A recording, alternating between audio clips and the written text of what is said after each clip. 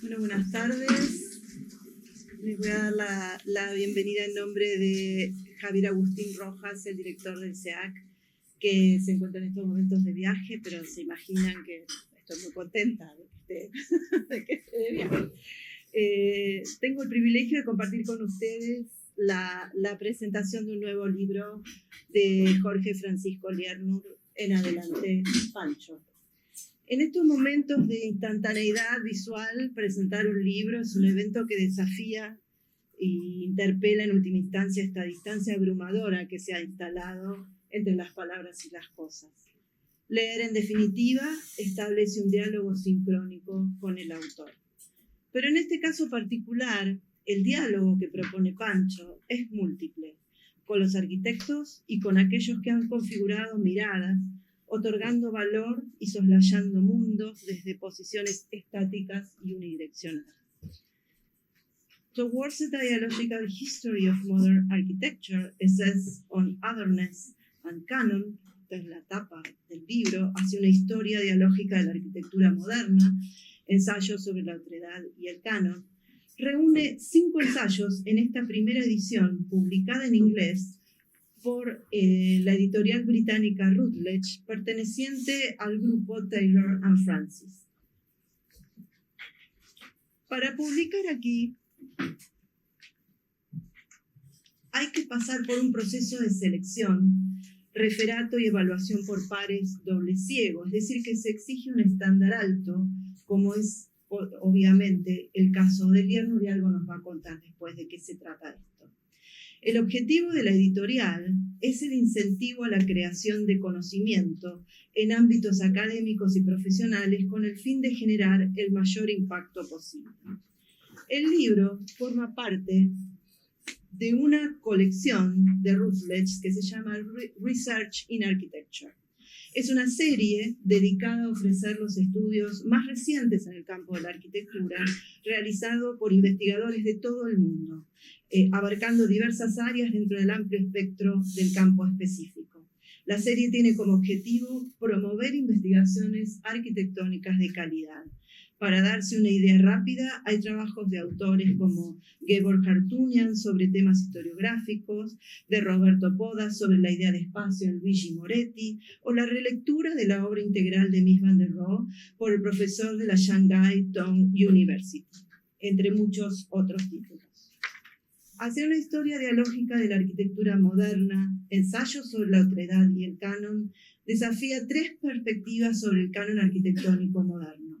Aquellos monólogos que desestiman los impactos y los efectos más allá del Atlántico Norte, las explicaciones monológicas, los argumentos que a través de ciertas modificaciones superficiales que simplemente añaden figuras otras a ese canon o a ese monólogo, y también las visiones que rechazan el canon en sí mismo.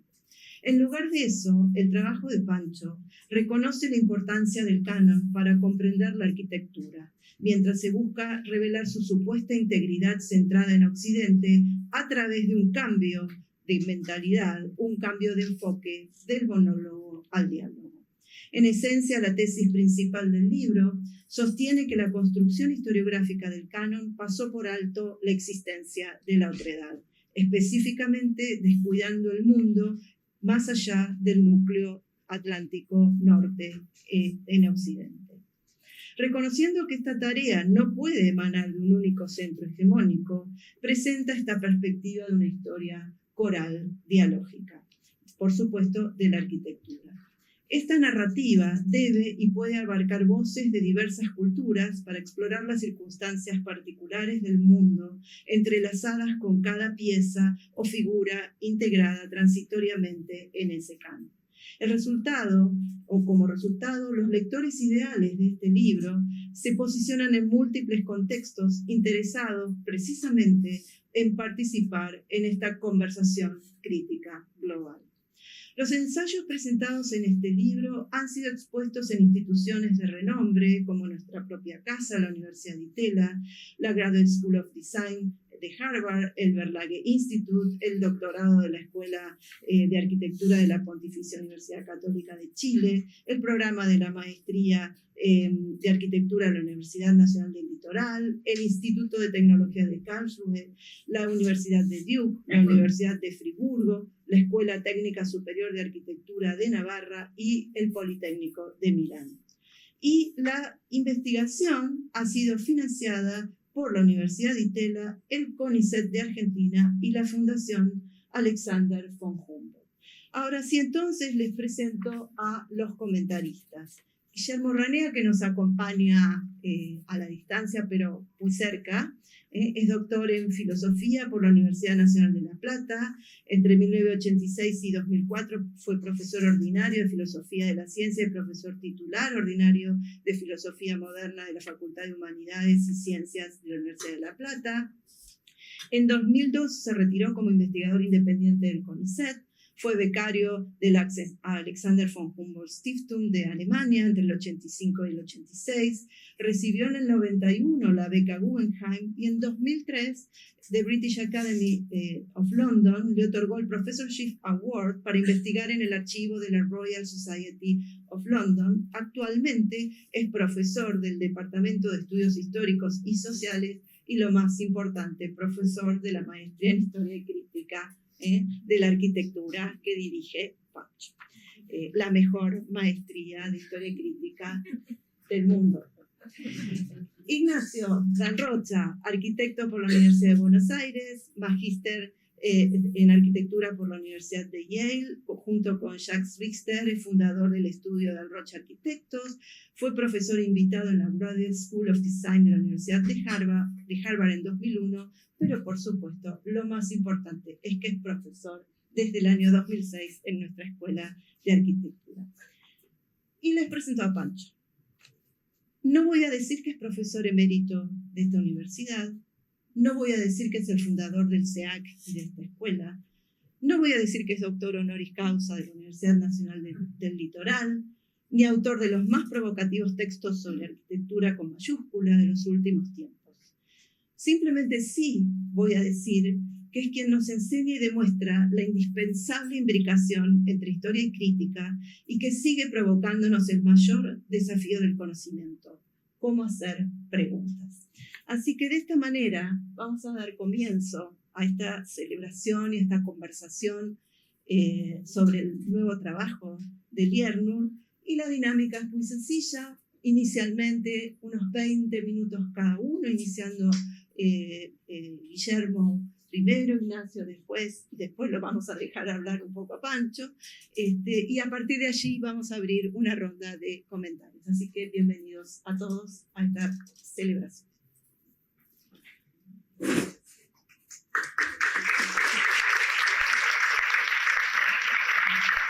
Así que, Guillermo, adelante. Muy bien, gracias. Lamento no estar ahí, pero por el beneficio de ustedes podría contagiarles para saber qué cosas. Seguramente cosas irreversibles como el amor a la filosofía. Es muy difícil de encontrar un antídoto. Bueno, hay fáciles antídotos que han encontrado el presente para ello. Gracias, Pancho, por el libro. Ahora compartimos oficina. Te veo mucho más, pero gracias por lo que está, por el contenido del libro. Vos sabés bien que no soy muy elogioso, pero me han interesado muchísimo muchos puntos y gracias, Claudia, por invitarme como outsider, no arquitecto, para hablar de este libro. Yo me voy a limitar, para evitar confusiones profesionales, a hablar de algunos aspectos del texto que escribió Pancho, y que no están ligados directamente a la arquitectura, sino a otras actividades que evidentemente por las cuales él presenta mucho interés y conocimiento. En ese sentido, el libro, si bien tiene un núcleo muy fuerte de arquitectónico, que es el canon y el último ensayo, el último Gibran Nur, que es apasionante, pero que es más lo que aprendí que lo que yo puedo hablar acerca en términos de arquitectura. El libro presenta una muy curiosa sincronía con acontecimientos intelectuales muy similares que se dan en algunas actividades que no están mencionadas en el libro de Pancho, y que justificaría que yo elogiara el libro y le propusiera a personas que se dedican a la teoría e historia de la ciencia y la tecnología a utilizar el texto y aprender mucho de él. No voy a hablar de todos los puntos que he anotado aquí, de todas las ideas que he robado y que voy a robar en el curso de Historia de la Ciencia, amparándome en este curioso analfabetismo especializado que tenemos, que la gente que estudia Historia de la Ciencia no habla de esto, no se interesa por lo que se escribe en arquitectura, y entonces puedo decir que son ideas mías.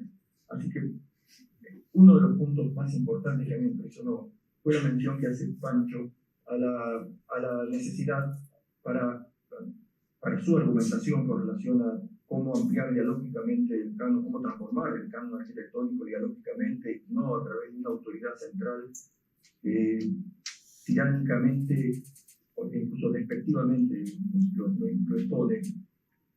Es la mención a la necesidad de terminar con la historia de lo que Pancho llama los héroes. Es muy curioso, y esto quiero subrayarlo, es sumamente interesante, más que curioso, el hecho de que contemporáneamente, no hace muchos años, hay un movimiento muy parecido se dio en Historia de la Ciencia y la Tecnología. A partir de investigaciones hechas con un criterio postmoderno por quien era en ese momento un especialista en estudios de innovación tecnológica en París, en la Escuela Superior de Minas, que falleció desgraciadamente hace unos pocos años, Bruno Latour. Él, en un texto sobre Pasteur, habla de la necesidad de terminar de lo que él llama la historia de los generales. El subtítulo de ese libro de Pasteur, que es de 1989, es intrigante porque el título básicamente es Los microbios, cosa que ya no es demasiado interesante, aunque teniendo en cuenta la infección que tengo, yo debería interesarme un poco más en ello. Y el subtítulo es Guerra y Paz seguido de irreducción. Voy a dejar hablado tanto a Pasteur como a las irreducciones. Las irreducciones son un desarrollo socioetnográfico de la monadología de Leibniz y la interpretación espinosista de la monadología de Leibniz que se siente en el pliegue, como una historiografía o como una justificación de por qué él dice que hay que terminar con la historia de los generales. Y la historia de los generales es en realidad lo que destruye ese genial escritor ruso llamado Lev Tolstoy en Guerra y Paz. Efectivamente, la historia del texto es la historia de un muchacho que sabe que Napoleón va a invadir Rusia, y él, como lo admira Napoleón, lo quiere ver. Es como la gente que está esperando ahí en retiro que salga Paul McCartney. Es una actitud exactamente igual. Y eso lo lleva a estar envuelto en algo que él no se daba cuenta que era una batalla, pero que en realidad nadie se daba cuenta que era una batalla, y en la cual participaba del cariño que le tenía por una chica, accidentes de todo tipo, hasta el extremo que ni siquiera el general ruso, Kutuzov, que supuestamente era el que defendía a Rusia del avance napoleónico, se había enterado que había librado una batalla. Pero dice Tolstoy, o sugiere Tolstoy, y Latour aprovecha esto para decir, cuando la historia escribió o reconstruyó ese acontecimiento, la victoria fue de un general y la derrota de otro general.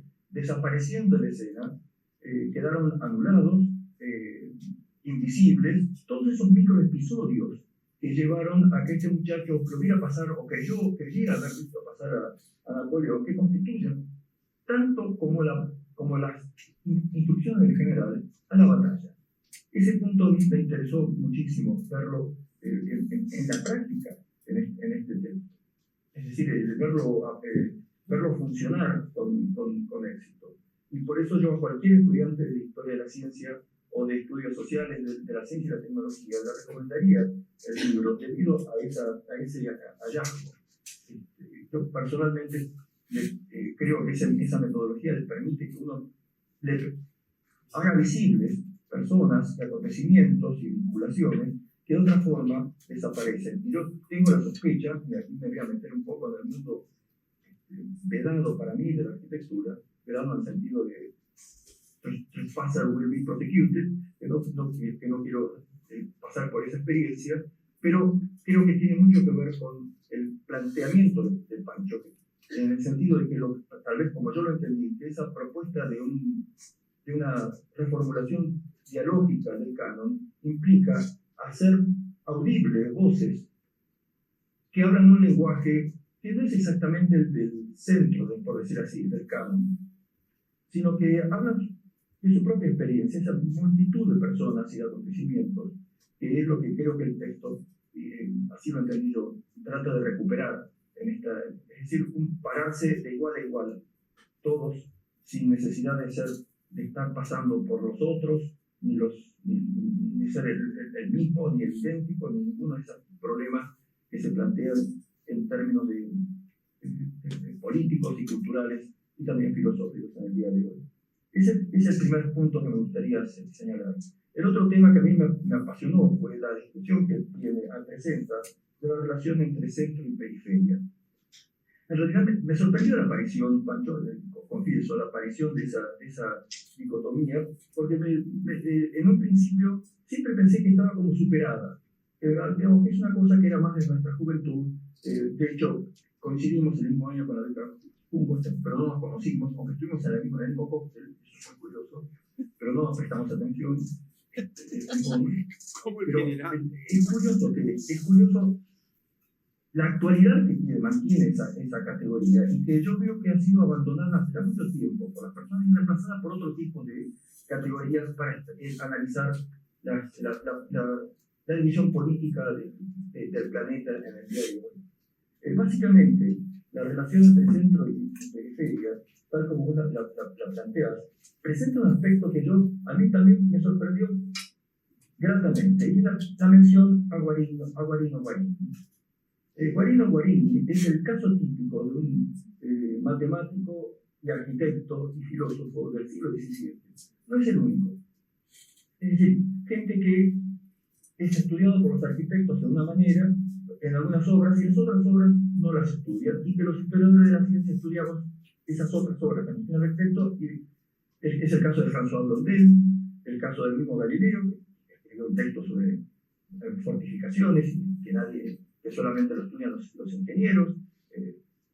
Es decir, Guarino Guarini, lo interesante de esa persona, era un jesuita que tenía mucha cautela en reconocer su pasión por Copérnico.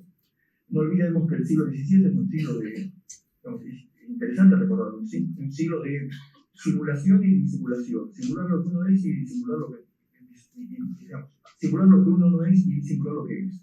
Eso es típico, en la máscara de Descartes, toda la literatura y toda la vida del siglo XVII es escapar de los espías y todo. Pero esa mención a Guarino es un incentivo para que la gente que se dedica a la historia de la ciencia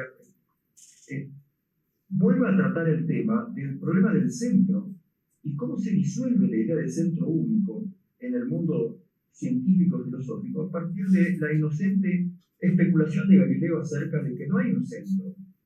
Que es lo que más ofendió a la gente que lo rodeaba. Es decir, que a partir de Galileo, y eso lo entendió Thomas Hobbes, el centro es algo que se construye, que hay que explicar por qué yo estoy en el centro. Ya no se puede decir estoy en el centro porque soy el principal. Es decir, que hay que dar una explicación de cuál es la diferencia, cuál es la razón por la cual existe un centro y una periferia.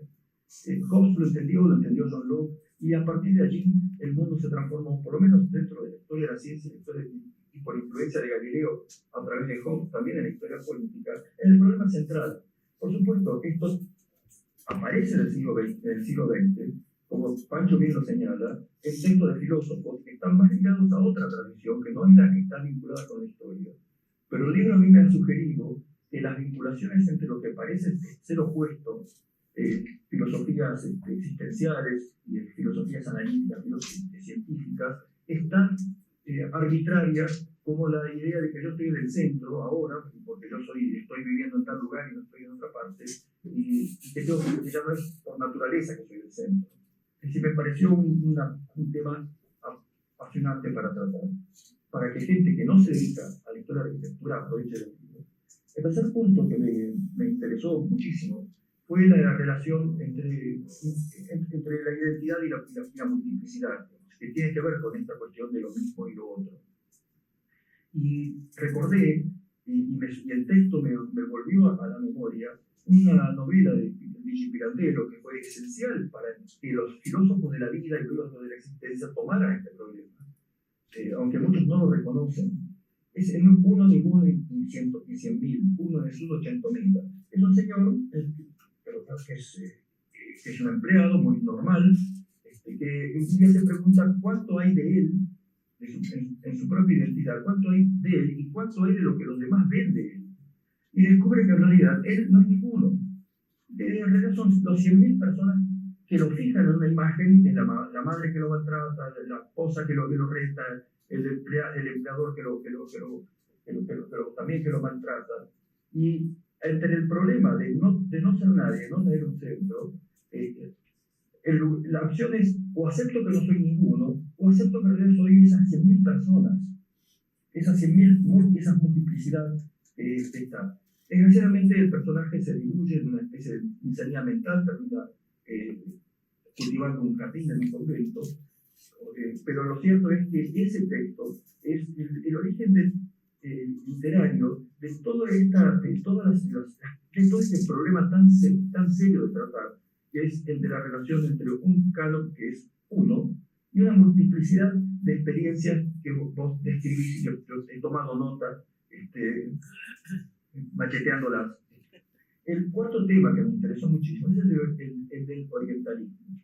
Yo recuerdo que un día entraste a la oficina y dijiste que he visto un libro sobre Leibniz y China en tu escritorio, y efectivamente estoy estudiando esa relación, y lo curioso es que para poder entender esa relación tuve que meterme en la obra de un francés llamado René Etienne, un hombre muy particular, muy chiflado, que dio un curso en la Sorbona sobre el Oriente en 1949, con el título de La Europa Oriental. Es decir, él ya veía que en realidad había que invertir, no era cuán europeo es China, y eso lo aprende de la ENI, sino cuánto hay de chino en Europa.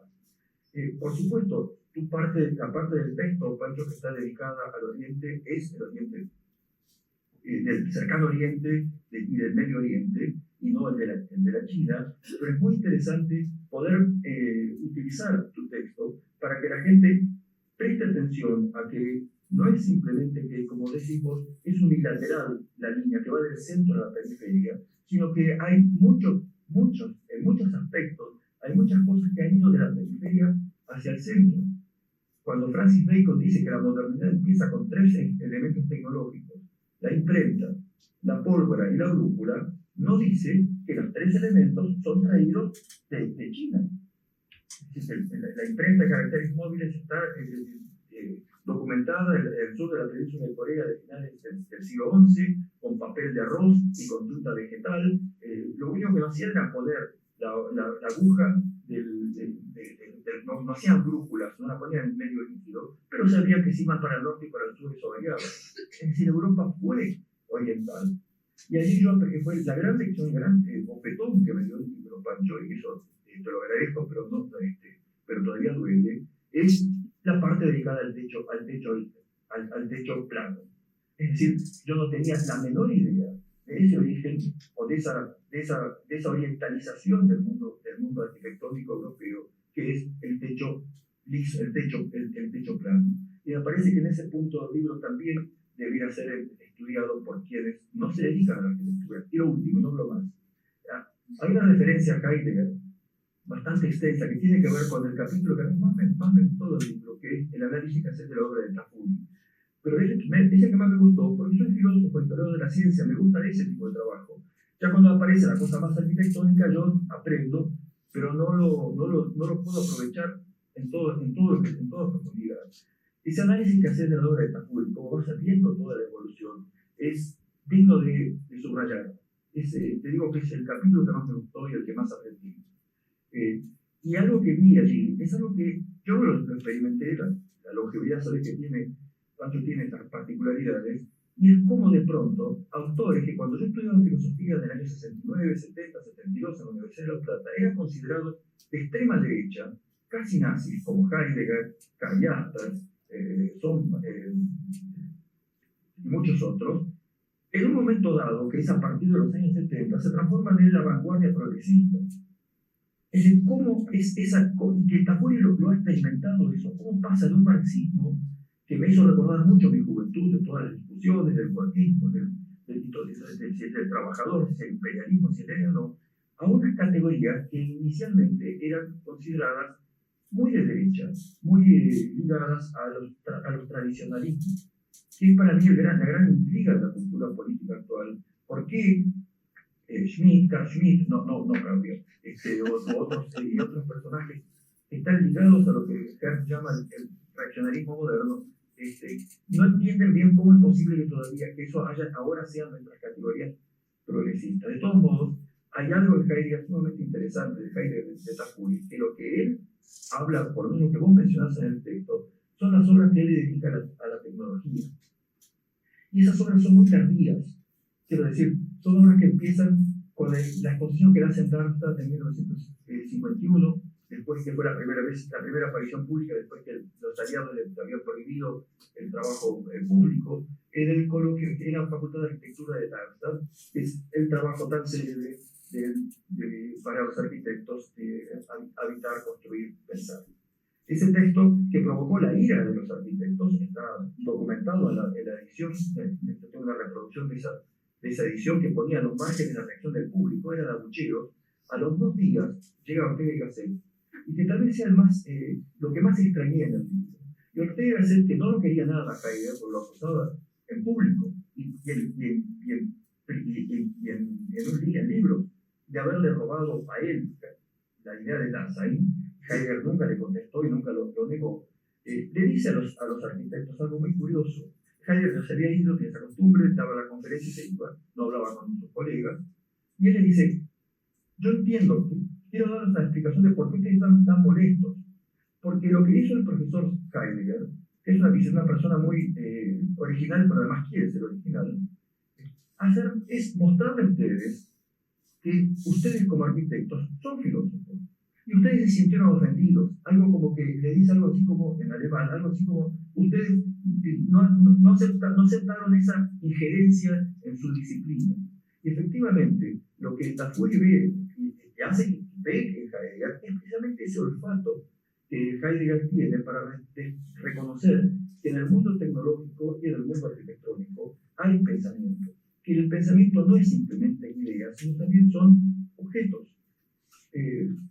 Que por más, aunque eso sea criticable, porque lo critica, como es el horizonte de recepción de lo que hace, cómo interpretamos la realidad en términos instrumentales, pero de todos modos, ese movimiento que hace Heidegger desde el Ser y Tiempo del 26 a lo que aparece a partir del 51 como el texto sobre la técnica que mencionás, es un movimiento sumamente interesante, porque él allí adopta una posición con relación a la ciencia que es muy interesante, que la ciencia en realidad es tecnología transformada en ciencia, y no es decir, que invierte el centro y la periferia, que por ejemplo defiende todavía del año 62 Mario Bunge. Está la ciencia básica y luego están las aplicaciones que hace la gente que no tiene nada de ciencia, ingenieros, arquitectos, etcétera, de lo que encuentra. Lo que dice Heidegger es al revés. Y yo creo que independientemente de mi poca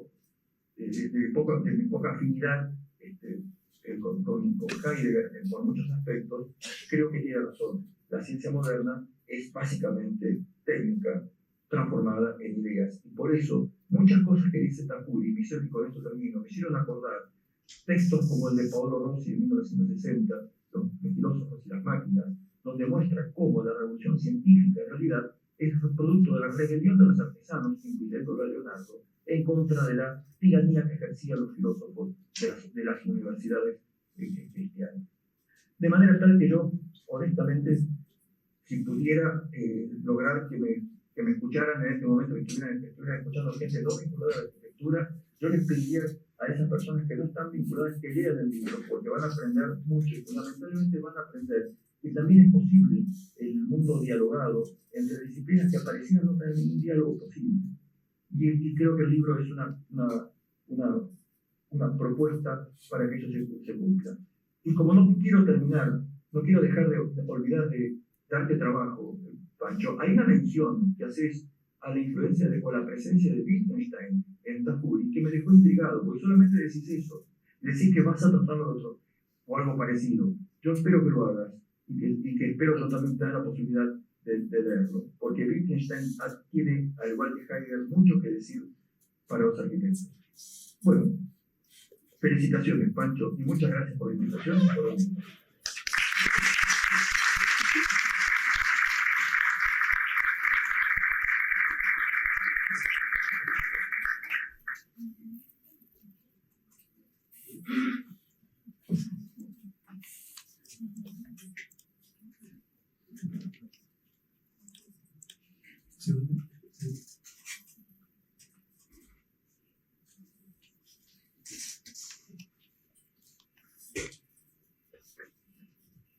Bueno, muy buenas tardes a todos.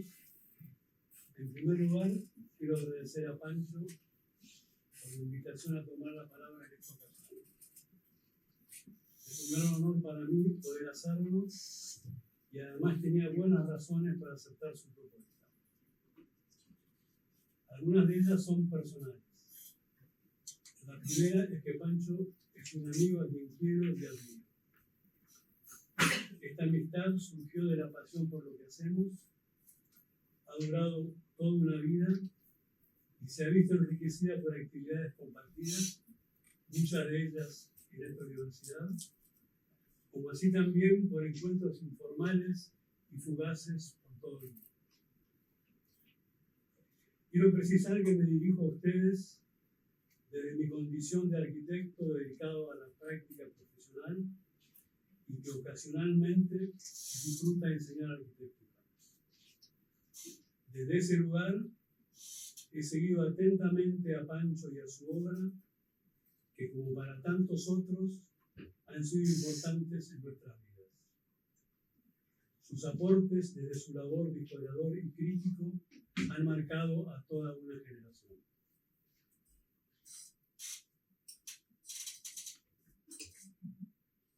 He escrito recientemente que a pesar de haber hecho mi carrera fuera de nuestro país, siempre he querido compartir y rendir cuentas de mi trabajo en mi propia cultura y lo he hecho en un lugar privilegiado de ella, donde Pancho ocupa un lugar central. En ese mismo sentido, quiero agregar que el hecho de que me haya tocado hacer mi vida y desenvolverme profesionalmente en una cultura que no es la mía, me acercan aún más al tema central del libro que hoy se presenta. No creo necesario hacer una introducción refiriéndome al destacado lugar que ocupa Pancho en la escena nacional e internacional y que todos conocemos. Sin embargo, al leer este libro, creí verlo como representativo de un momento clave de su trayectoria y como un intento de síntesis de su pensamiento. Y por esta razón que he querido aprovechar la ocasión para lanzar una mirada en perspectiva y compartir algunas reflexiones acerca de su personalidad y de su obra, que por otra parte veo como inseparables. Si tuviese que retratarlo con dos pinceladas, la primera imagen que me viene a la cabeza es Pancho como arquetipo de una curiosidad insaciable. Para él, el conocimiento es una cuestión vital.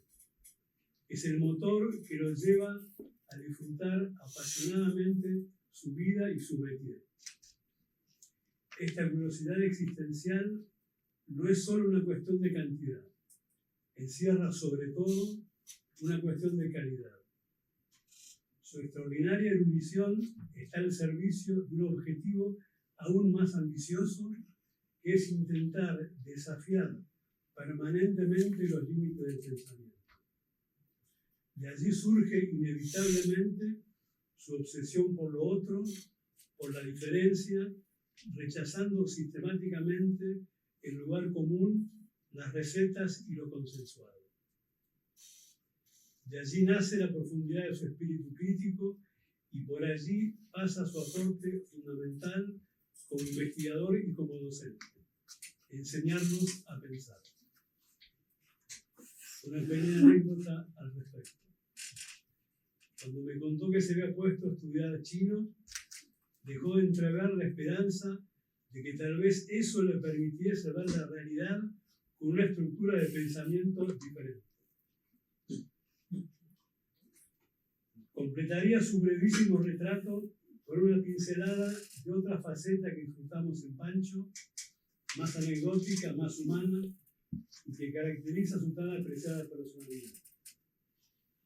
Pienso en sus épicas intervenciones que garantizan la animación y el interés de las discusiones donde participa.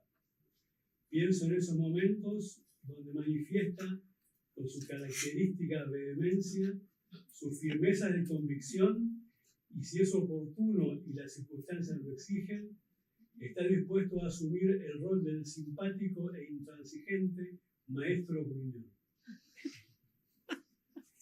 Los que le profesamos más cariño y admiración que temor, sabemos que esa firmeza de convicción no es intransigencia, sino al contrario, es fruto de su compromiso y honestidad intelectual y no disminuye su capacidad de escuchar. Nadie llega a sus niveles de profundidad crítica si no tiene los ojos y los oídos bien abiertos. Otra de las cualidades que apreciamos es su capacidad de abordar su trabajo con ese nivel de profundidad y ese grado de sofisticación que le son propios, pero sin desconectarse de la realidad, sin perder de vista los objetivos de la disciplina y las urgencias de la profesión. Esto es lo que le ha permitido desarrollar un pensamiento crítico constructivo, un aporte real y concreto a la profesión y a la enseñanza de la arquitectura en un momento que tanto lo necesita.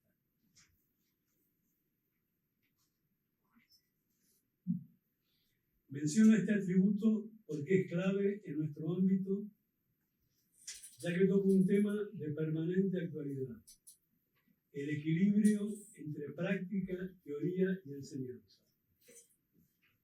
Esta necesidad de equilibrio aparenta ser una cuestión obvia, pero sabemos muy bien que el mundo académico está lejos de estar al resguardo de los riesgos que comportan este tipo de desequilibrios.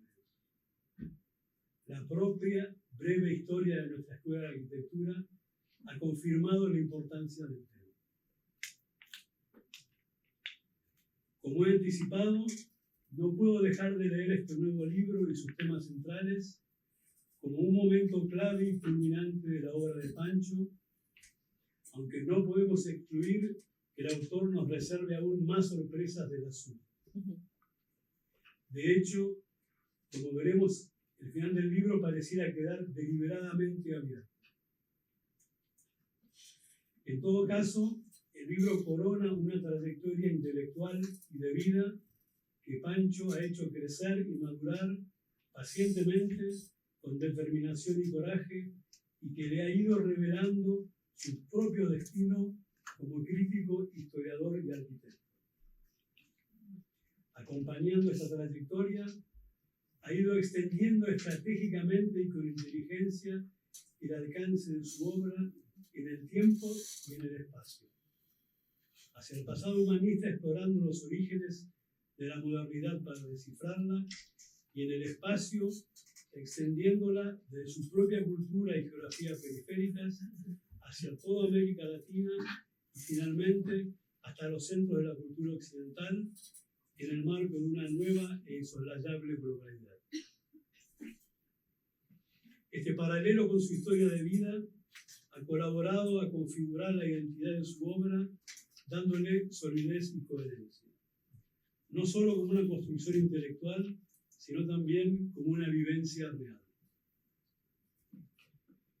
Pero esta nueva realidad global, como bien ilustran los ensayos, es extremadamente diversa y compleja y necesita una nueva manera de ser abarcada y pensada.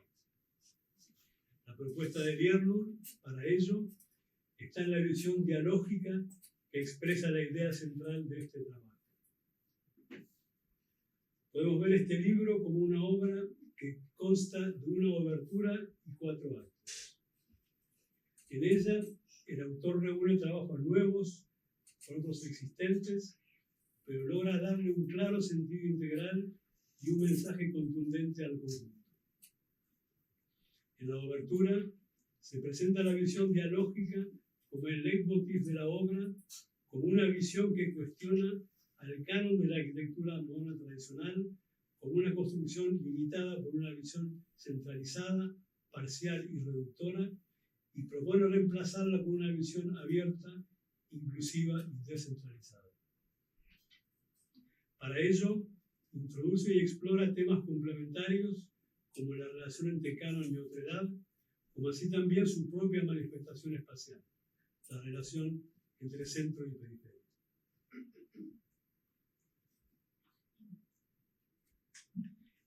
El primer acto es el momento de la aproximación teórica a los temas y aparece en escena el desarrollo de la idea del canon arquitectónico.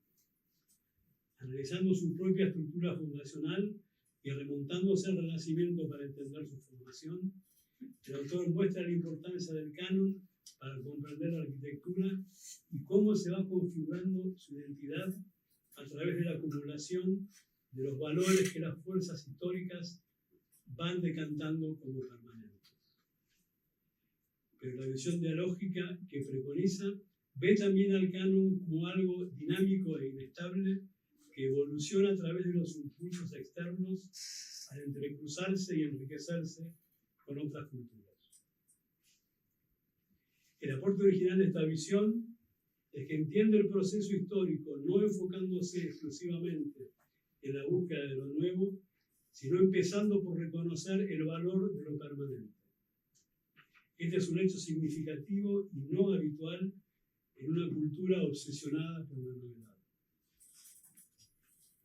En el segundo acto aparece el personaje principal de la obra.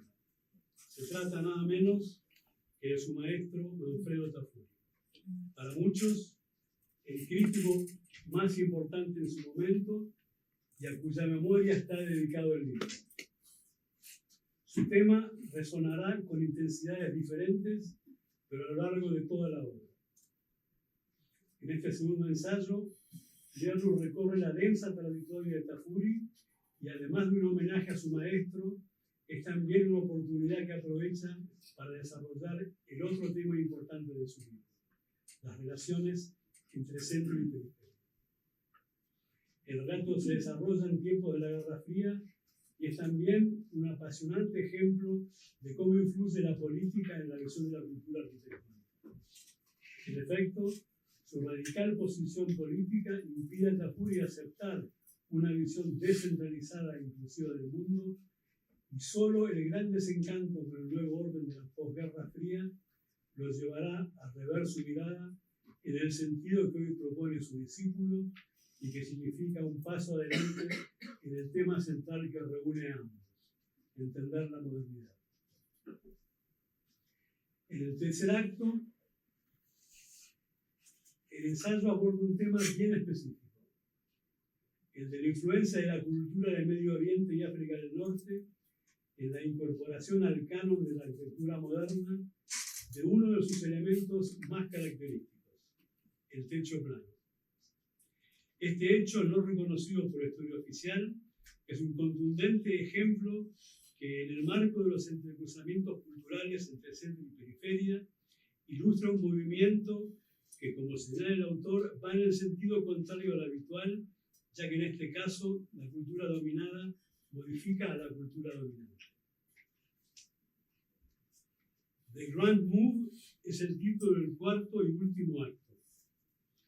En este ensayo se estudian los intentos de los arquitectos europeos, en particular de Alison y Peter Smithson, en Inglaterra, de recuperar la centralidad cultural perdida con la caída del Imperio Británico en el contexto del nuevo orden mundial durante la Segunda Posguerra.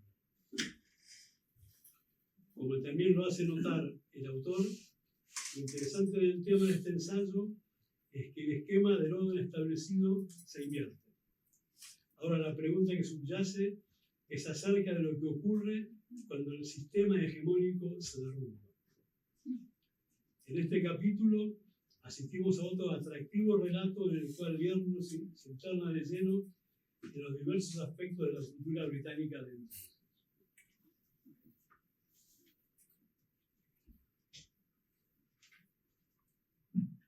Dudo que él haya hecho esta asociación, pero no puedo dejar de relacionar el grand move del título del ensayo con la valiente gran movida de Pancho de dar su visión crítica desde su propia óptica a un tema fundamentalmente europeo y sin presentar credenciales de exótico para rogarse el derecho de hacerlo. Sus credenciales para eso han sido el trabajo de toda una vida, su talento y su confianza en sí mismo. Esta última virtud le ha permitido también no caer en la trampa del provincianismo, mal frecuente que amenaza a todos los que representamos ante el mundo culturas catalogadas como periféricas. Su posición al respecto no es un aporte menor a un debate pendiente y también de gran actualidad. Fiel a su propia visión dialógica, no reivindica su derecho a la palabra como un subordinado que merece respeto, sino que invita a dialogar de igual a igual.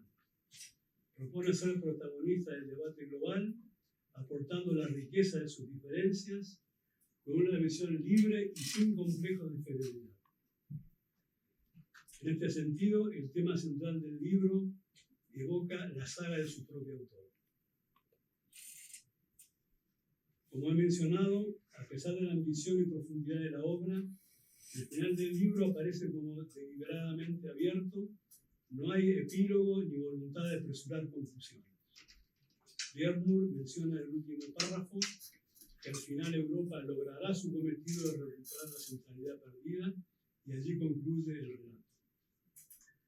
Sin embargo, el Asia del título propone un rumbo a seguir, invitando a la cultura arquitectónica contemporánea a ahondar en esta visión dialógica que las crecientes condiciones de diversidad y globalidad reclaman más que nunca.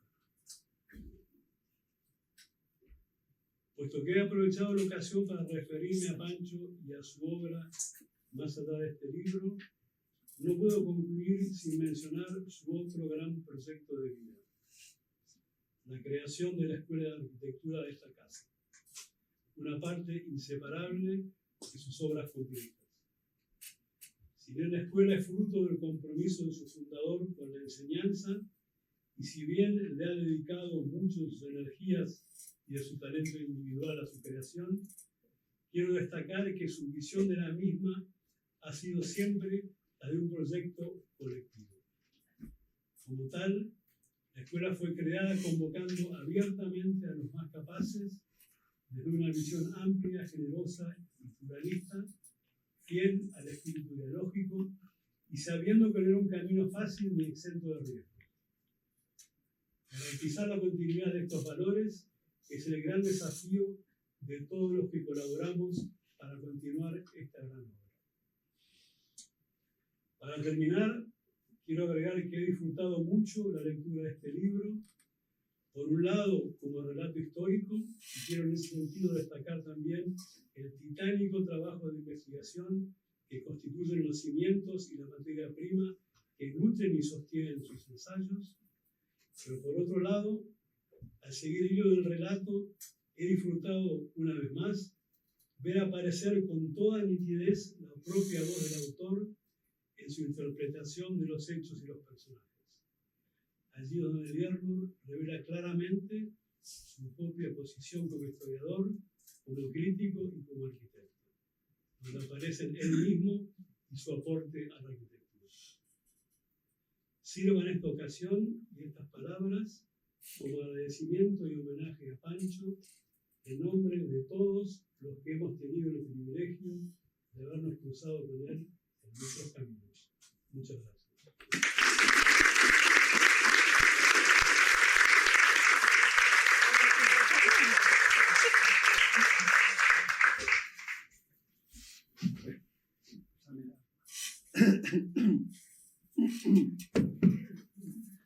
Bueno, terminó. ¿Qué decir? ¿No? Ya hay un montón de agradecimientos que no voy a repetir, que están en el libro indicados, son muchísimos. Pero quiero empezar esta nueva serie de agradecimientos. En primer lugar, agradecerles a todos ustedes por que estén acá. La verdad que yo pensé que iba a haber 50 personas, no menos, de 30 personas. No pensé que este aula iba a estar colmada como ahora, y realmente es una sorpresa. Es más, vine en punto a las 7 y 2 minutos pensando como una novia, ¿no? Pensando que no puedo llegar y tener la iglesia vacía. Así que les agradezco muchísimo que hayan venido, porque en realidad no es una clase, no es una presentación, no es una ponencia, no hay obras, hay un libro. Así que, bueno, ese es el primer agradecimiento. Y el segundo agradecimiento, obviamente, es para quienes han hecho estos comentarios. La incluyo a Claudia, Ignacio, Guillermo, porque ahora puedo saber que hay 6 personas que leyeron el libro, lo cual es maravilloso. Y yo no sé si después va a haber algo más, porque están los 3 que lo revisaron y después otros 3 más acá, así que ya son 6. Así que eso me hace sentir muy feliz, porque uno cuando escribe para que la gente lo lea, pero yo tengo mucho temor de que este libro no lo lea mucha gente.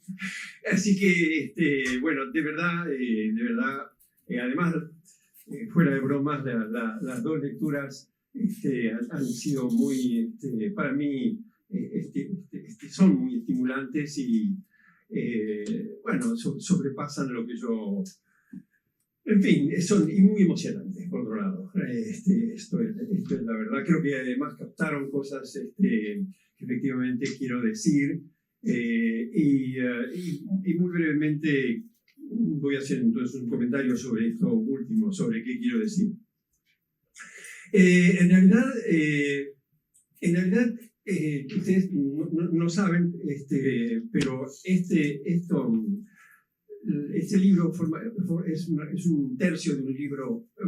No es, como muchas veces se presenta, cuando se presentan los papers en las reuniones se dice este paper es parte de una investigación mayor. Bueno, no, este libro es parte de un libro mayor, pero es al revés. Yo ya tenía el libro mayor y me pidieron que lo redujeran porque eran como 1000 páginas y no se podían publicar 1000 páginas. Entonces yo dije, ¿qué hago? Y de los 11 ensayos que tenía para publicar, elegí 4 que son los más referidos al mundo moderno, y eso es lo que se publicó. En realidad, el título original del libro no era lo de historia historia de la arquitectura moderna. Moderna no está en el título original, era simplemente hacer una historia dialógica de la arquitectura. Y eso es un proyecto que empecé hace muchos años, pero en realidad y empezó efectivamente una instancia muy importante fue cuando el mismo año en que prácticamente se inició el proyecto de acá en Ditela, en el año 96, yo di un seminario que se llamaba la extraña pareja en Estados Unidos.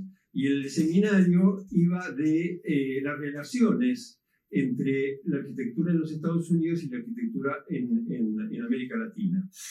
Planteando este tema, planteando que no era que había una única vía y que efectivamente el país más poderoso, Estados Unidos, llevaba sus cosas y descargaba en el sur sus conocimientos, sus ideas, etcétera, sino que era una cosa doble, de doble sentido, y traté de mostrar eso, ¿no? Como también la cultura arquitectónica de Estados Unidos también se había desarrollado este diálogo, también había habido este cruce entre un lado y el otro.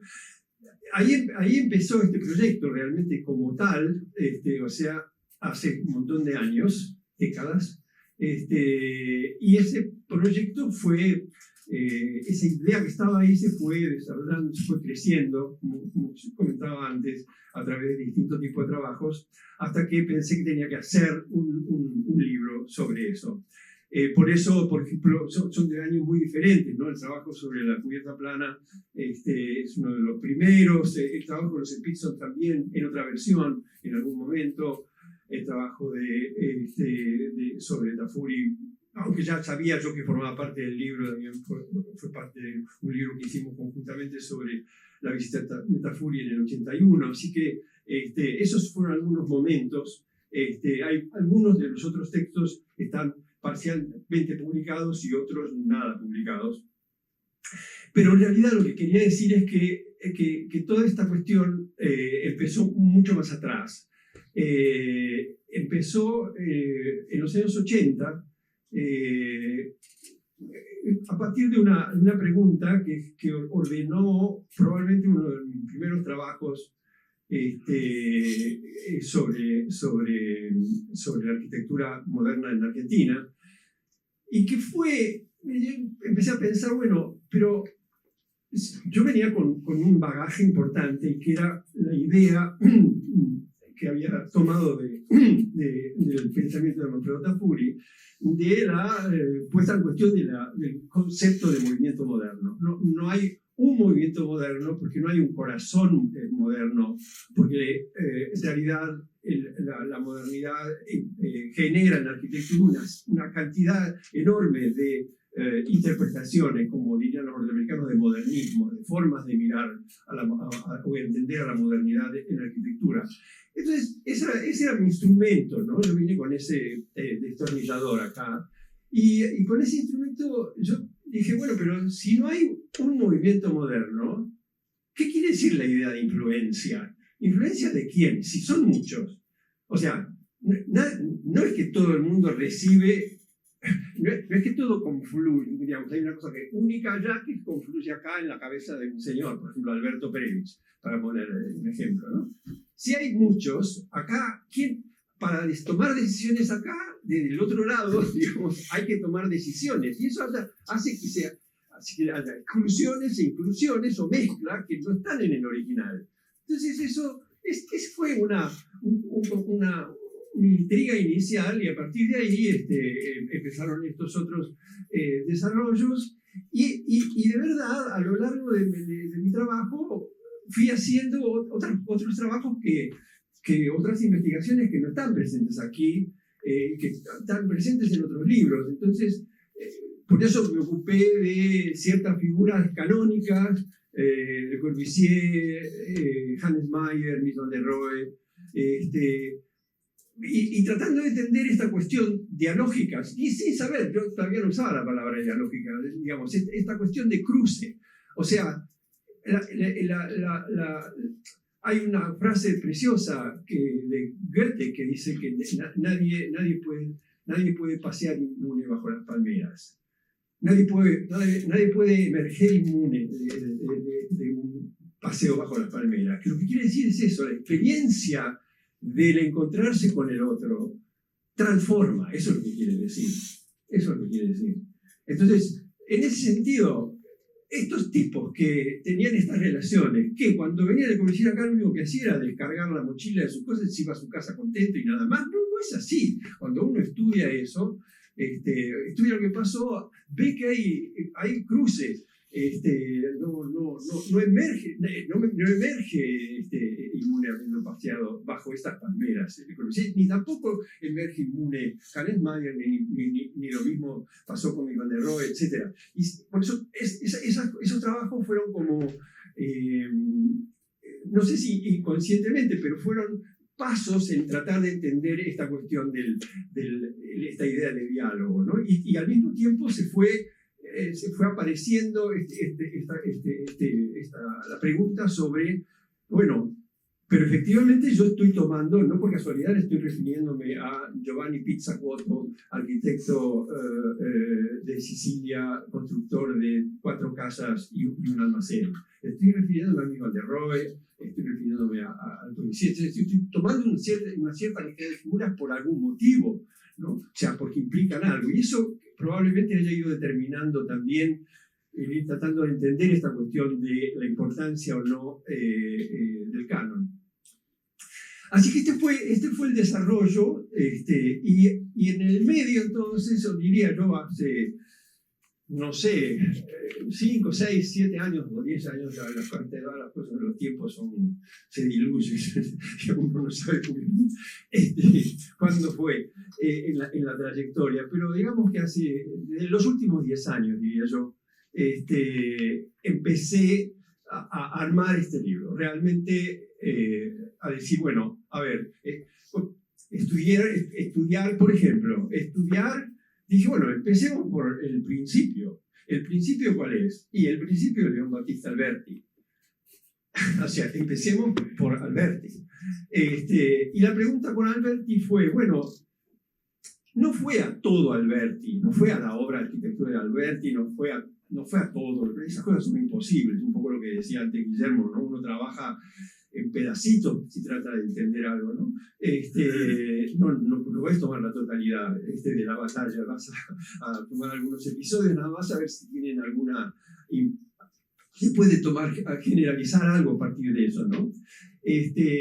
Así que, bueno, en el caso de Alberti lo que hice fue preguntarme, bueno, cuando Alberti escribe de Reedificatoria, ¿no? El primer gran libro occidental, el primer gran libro de arquitectura, porque lo que teníamos antes era Vitruvio, pero Vitruvio es un problema, como ustedes saben, no se sabe muy bien qué es Vitruvio, pero digamos que el libro fundamental es el de Alberti.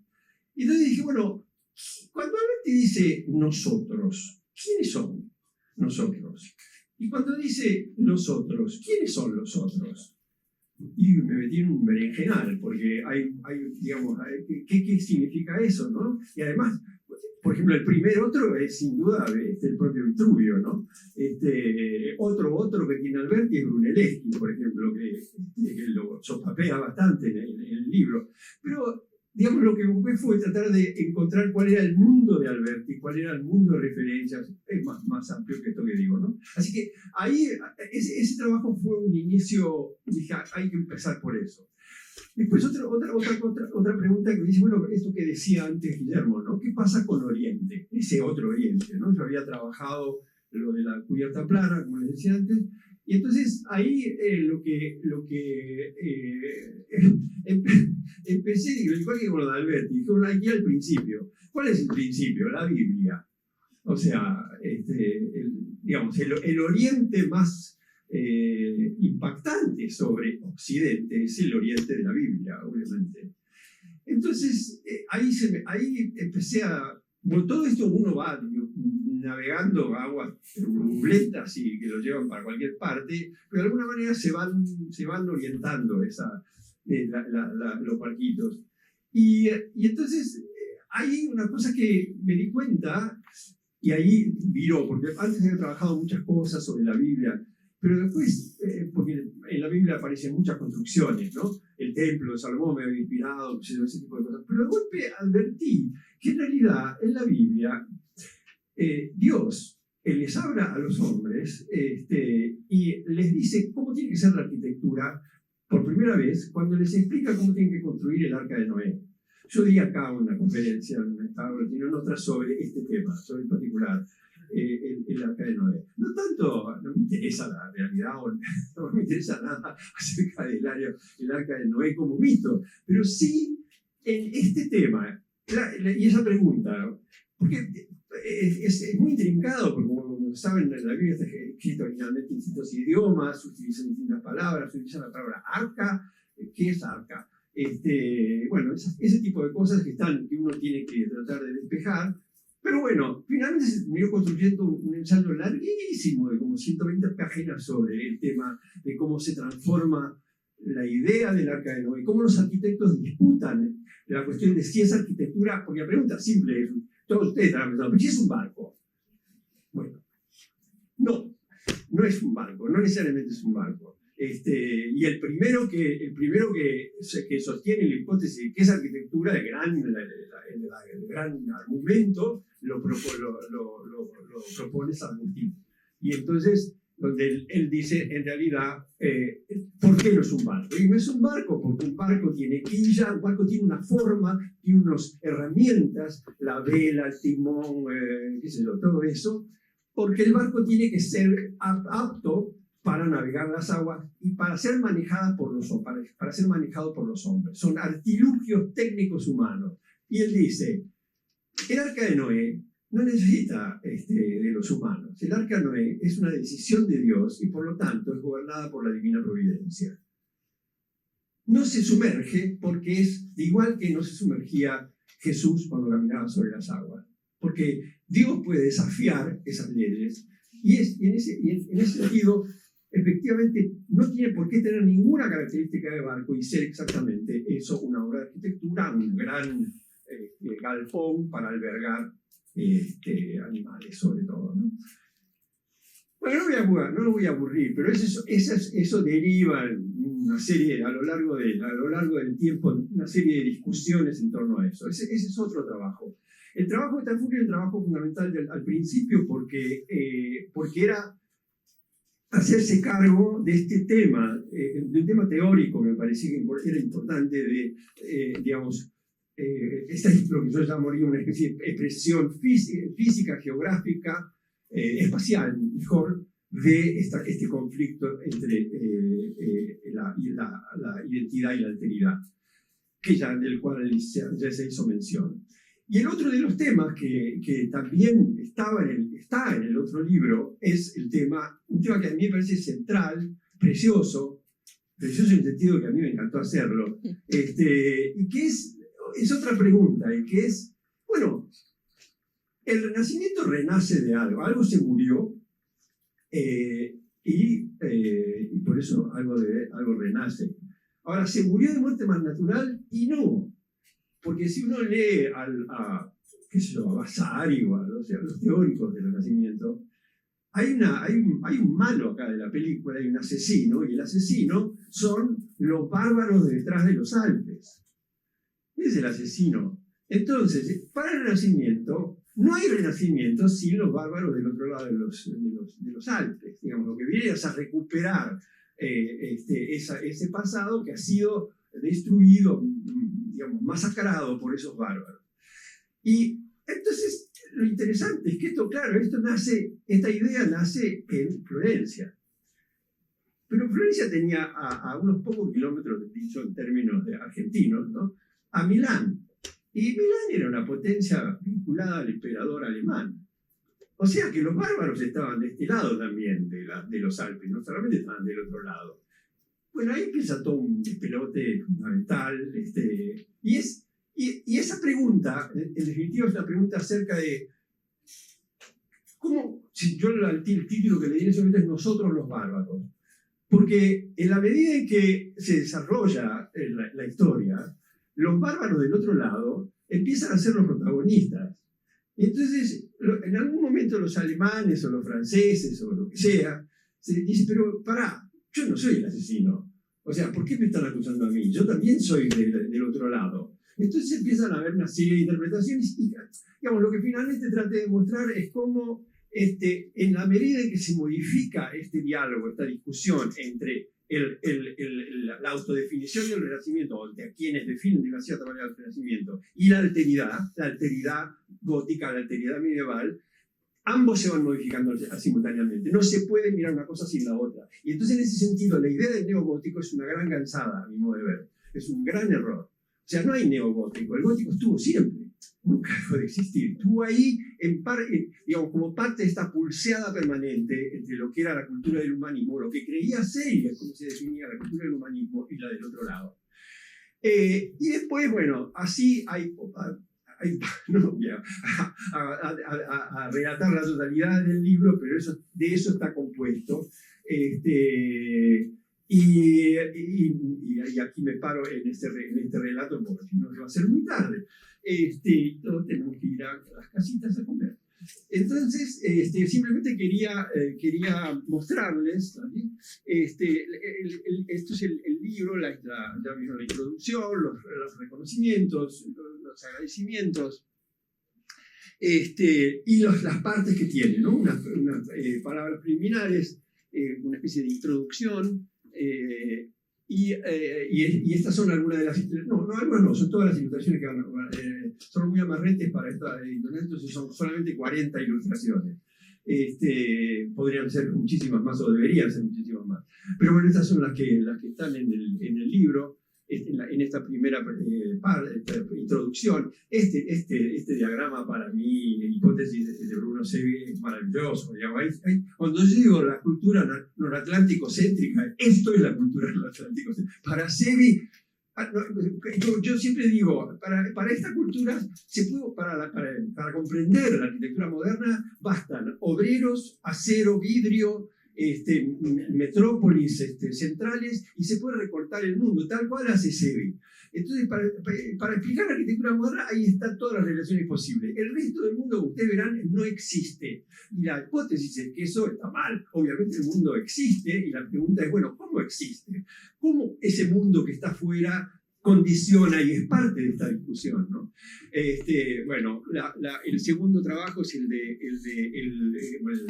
primero, el más importante es el que traté de definir. Me metí en camisa de 11 varas absolutamente, y sé que es muy vulnerable porque es mis opiniones en temas que gente como Guillermo sabe y yo no sé, pero no podía no tratar de reflexionar acerca de qué considero alteridad, qué es canon, por qué esta discusión sobre el canon. Y ahí hay varios puntos que me parecieron importantes de desarrollar.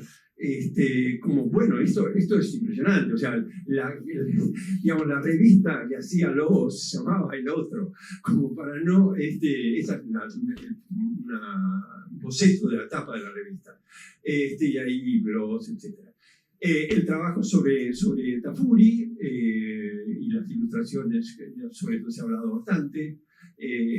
Digamos, estas ilustraciones tienen que ver con tramos de lo que él fue estudiando, algunos casos que él fue estudiando, todos los casos, los libros que produjo, como este sobre Japón, la importancia de este libro sobre Japón, porque Japón era el espejo de Italia en la posguerra. Era un país derrotado, era un país no suficientemente integrado y desarrollado todavía, y tenía que hacer frente a la derrota y al mundo nuevo de la posguerra. Y ellos Tafuri veía en Japón que ellos estaban de alguna manera resolviendo el problema y ellos seguían siendo periféricos. Es un momento el propio Tafuri considerándose a sí mismo un periférico. Contropiano es la revista en la cual él publicó ensayos fundamentales durante Venecia, a partir de que llegó a Venecia.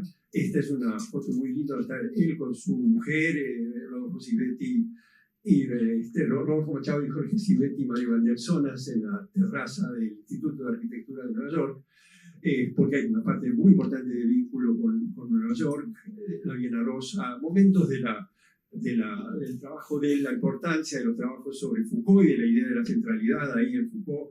Y esto que a mí me parece que es como una expresión maravillosa de esta inquietante cuestión de la centralidad, ¿no? Que es el gran colegio de Piranesi, el proyecto Piranesi, donde en realidad el centro, en este gran edificio gigantesco para un colegio, es el espacio más pequeño, es el menos importante de todos, ¿no? Se supone que el centro tendría que ser el gran lugar, y en gran lugar termina en esta planteo de Piranesi, el centro termina siendo lo menos importante. Digamos, en Venecia también hay todo un tratamiento del tema de la centralidad, y este ejemplo es el ejemplo de un proyecto de una de las casas de las mansiones de Sansovino en Venecia. Sansovino siendo un personaje de Tafuri que él trabaja a lo largo de toda su vida, y precisamente lo que tiene interesante Sansovino es que Sansovino es un romano. Sansovino es un romano que se instala en Venecia. Entonces, siendo un romano en Venecia, ¿qué hace con el Renacimiento, por un lado, con el humanismo? ¿Qué hace con Roma? pero ¿qué hace con Venecia? Porque a los venecianos nadie les mojaba la oreja, digamos, en cuanto a su propia tradición. Entonces, y esta casa es una especie de mezcla de casa romana, por eso es interesante esa planta, con casa veneciana.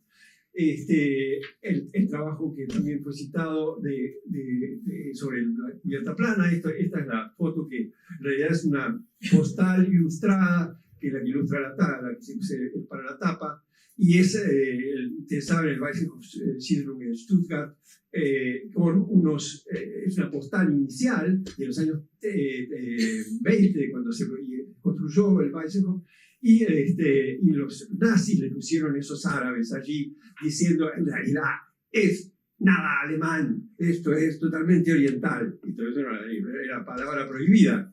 Y la historiografía en general tendría que decir, no, ¿cómo? No era oriental, esto era moderno, era una cosa, es como un paseo de terror oriental. Bueno, yo lo que trato de mostrar es que los nazis tenían razón en este caso, que era oriental, que efectivamente era oriental. Bueno, otras ilustraciones de ese capítulo, y la primera casa importante de Loos, Garnier, etc. Sí, bueno, en fin, el propio Mies, ejemplos de eso. Y por último, el del Gran Mur, que ya se dijo lo que era, y precisamente también esa fue una pregunta bastante, en el libro grande, es el último ensayo, diría ser, capaz es, porque la pregunta la hice conscientemente, dije, bueno, está bien. Yo había leído como el impacto del imperio en Londres, en la construcción de Londres, en la ciudad de Londres, en la cultura británica. Pero dije, mire, ¿qué pasa cuando esto que se dijo antes, qué pasa cuando se viene abajo el imperio? ¿Cómo eso no impacta?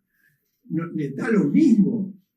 Y ahí, por eso tomé ese momento de la posguerra, ¿no? Donde los ingleses tenían un complejo espantoso, los británicos en general, los ingleses en particular, espantoso de que habían tenido que aceptar la ayuda del primo grandote que tuvo que venir a sacarle la papa del fuego, que se le vino abajo el imperio, perdieron India, perdieron Burma, perdieron todo. Cuando hay un momento importante de ese trabajo, es cuando Peter Smithson, que estuvo en la guerra y tuvo que desembarcar en Burma, precisamente, lo que se llamaba en ese momento Burma, y Burma había caído en manos de los japoneses antes que él, en el medio, y ellos finalmente rescataron de manos de los japoneses. Pero claro, no lo rescataron los ingleses, lo rescataron los norteamericanos, que eran los que traían todo el equipamiento y los que hicieron obras de ingeniería extraordinarias en toda esa zona, como la ruta de Ido que llevaba municiones y demás a los chinos.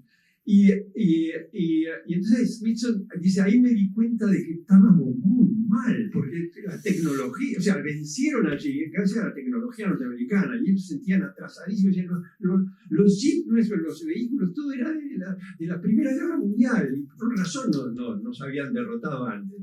Y esa idea es fundamental para él después, ¿no? Bueno, ahí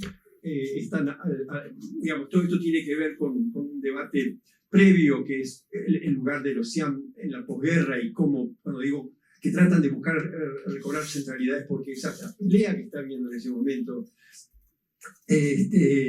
Estas son algunas de las ilustraciones, la aparición de Brasil, que es el gran otro que les aparecía y les marcaba el camino. Esta es muy bonita, la encontré en un archivo, que es los puentes un tipo de puentes que se hacían desmontables, que se montaban rápidamente y que los habían traído los norteamericanos, y él los menciona en alguna de sus charlas, que haber visto eso le cambió la cabeza en todo sentido. Algunas etapas de su trabajo en esos años. El trabajo sobre los Smithson termina en el 56, porque no me interesaba toda la obra, me interesaba ese momento. Ustedes recordarán, esos son los años porque en términos de política internacional es cuando Inglaterra o el Reino Unido cree que va a poder seguir siendo el centro, y entonces deciden, ante la rebelión de los egipcios respecto al canal de Suez, deciden hacer una alianza con los franceses, bombardear el Cairo y ocupar el Cairo. Y los norteamericanos dicen, no, compañero, y te tienen que retirar de Egipto con el rabo entre las piernas. Y ahí en el pueblo británico, en la sociedad británica, es un impacto enorme, porque ahí se dan cuenta de que en realidad no son más, las cosas no son más lo que eran entonces. Y eso para esta generación fue importantísimo, ¿no? Bueno, y por eso digo, el trabajo se limita ahí. Esto es unos análisis sobre algunas de las intervenciones principales en ese momento. Y termina con esto. Y yo también. Así que de esto va el libro, y de esto va más o menos el marco del trabajo general. Así que de nuevo les repito, y ahora en serio, muchísimas, muchísimas gracias.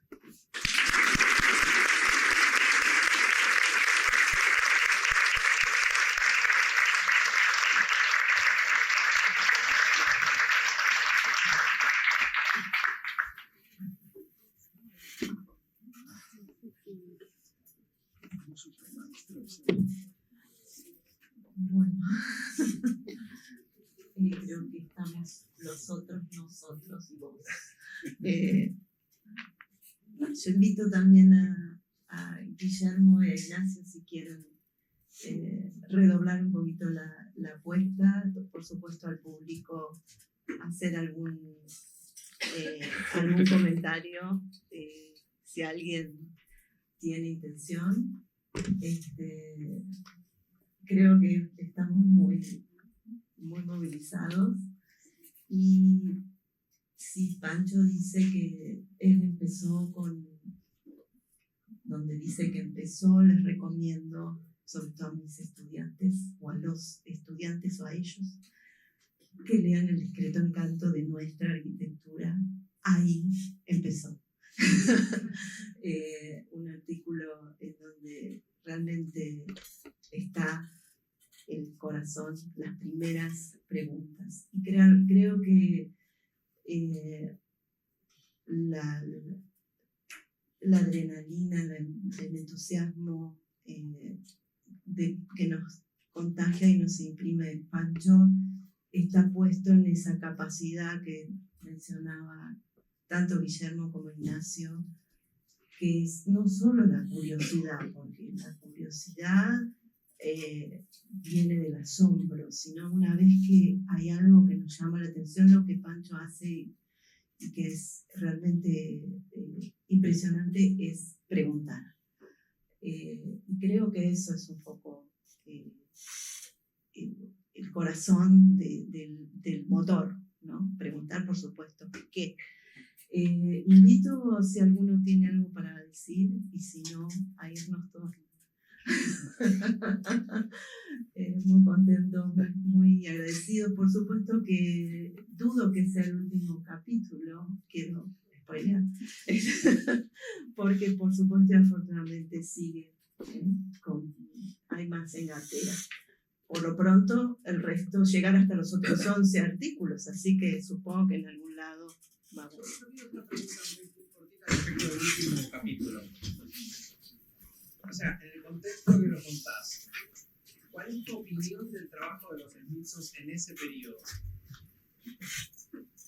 Así, de arquitecto. Sí, porque pareciera que, bueno, en ese contexto uno tendría que esperar, pues.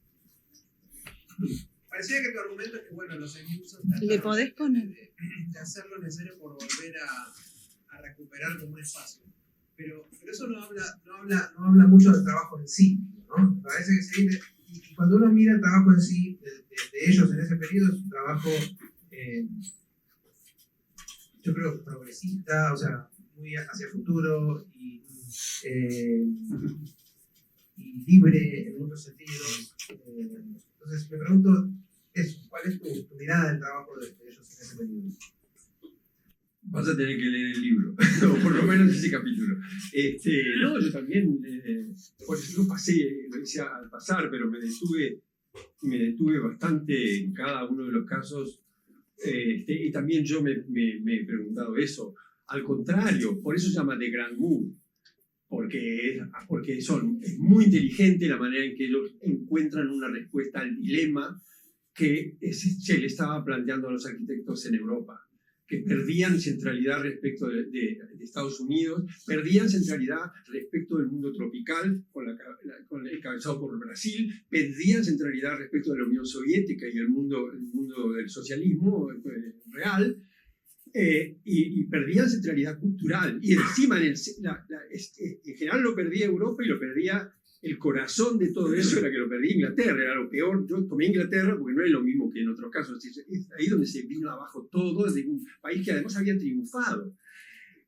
Así que lo llamé Grand Move porque ellos encuentran respuestas precisamente a esos problemas. Ellos ven a la cultura británica como anacrónica y provinciana y pequeña. Y entonces ellos tienen que encontrar una manera de superar ese provincialismo, de no ser más pequeños, de volver a ser universales y de conectarse con lo más avanzado de la cultura y la tecnología, digamos, ¿no? Ellos inventan ese camino, recuperando. Por eso estas cosas están escritas allí. De ninguna forma estoy diciendo que de ninguna forma le voy a bajar la vara de apreciación a la obra de ellos. Hace un par de meses estuvimos con Vilma, con mi esposa, visitando de nuevo The Economist y se te caen las medias, digamos, ¿no? O sea, a ver, eso está fuera de toda discusión. Además, yo no me meto con eso. Son pocas cosas hasta el 54, 55, nada más. Pero eran lo suficientes como para mostrar en qué consiste este Grand Move y por qué tuvieron el éxito que tuvieron. Bueno, así que de verdad no lo puedo desarrollar porque tendría que y volver atrás al menos con esas ilustraciones y ir explicando cada una de las cosas. Pero coincido con tu temor y me lo planteé y creo haberlo eludido, digamos, ¿no? Pero sería muy fácil, ¿no? Desacreditarlo. Tuve además la enorme suerte de haber participado de una cena con Peter Smithson, ¿no? Acá de este lado, en alguna de las ocasiones en GSD y aún en ese momento final ya de su vida era un personaje extraordinario y mi total admiración por él y por ella también, por los dos, pero bueno, él lo conocí, ella no. Bueno, quizás por ella más. Estamos. Bueno, muchísimas gracias a todos, un placer y felicitamos a Pancho.